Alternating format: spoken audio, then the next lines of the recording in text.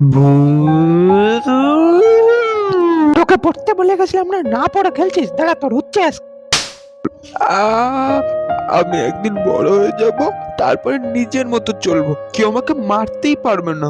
একসময় ভাবতাম বড় হয়ে গেলে কেউ মারবে না, নিজের স্বাধীনতার সঙ্গে চলবো। এখন না মারেও না। না পড়া করলে যে মা মারতো আর বলতো যে পড়, সেটা খুবই মিস করি। আর এখন ভালোভাবে বুঝতে পারি যে আমি এখন বড় হয়ে গেছি। মা, আমার না আজকে খেতে ইচ্ছা করছে না, ভালো লাগছে না, তুমি একটু খাইয়ে দেবে মা? দাঁড়া, আমি তোকে আজকে খাইয়ে দিচ্ছি। আমার সোনা মা। নে, হা কর, জলদি খেয়ে নে তাড়াতাড়ি। আম, খুব টেস্টি হয়েছে। যখন ভাত খেতাম না, তখন মা খাইয়ে দিত নিজের হাতে। এখন যেহেতু পড়ার সূত্রে বাইরে থাকি, ভাত খেতে না ইচ্ছা করলেও মার কথা খুব মনে পড়ে, যে না খেতে ইচ্ছা করলেও মা খাইয়ে দিত। ওয়াও!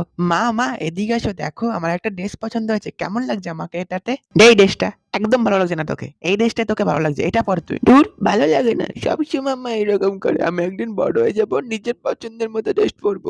একটা সময় ছিল মার পছন্দ করা জামা ভালো লাগতো না, যতই মা বলুক এই জামাটা পরবো না।